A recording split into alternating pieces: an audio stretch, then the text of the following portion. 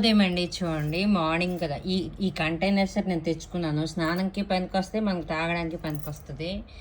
ఇది కంపల్సరీగా తెచ్చుకున్నాను. ప్రతిసారి లగేజ్ ఎక్కువ అవుతుంది అని ఈసారి చాలా తక్కువతో తెచ్చాను.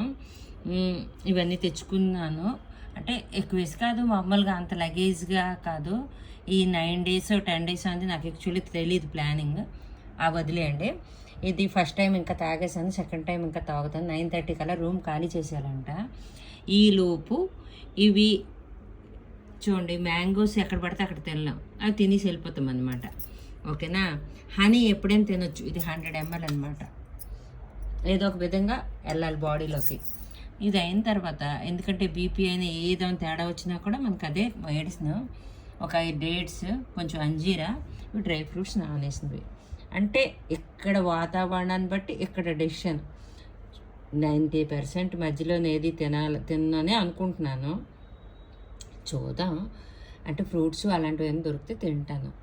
ఇది ఈరోజు నా డైట్ ప్లాన్ అండి. అయిందా. క్యాంపులో లెస్ లగేజ్తో ఏ ఇబ్బంది పడకుండా నా డైట్ ప్లాన్.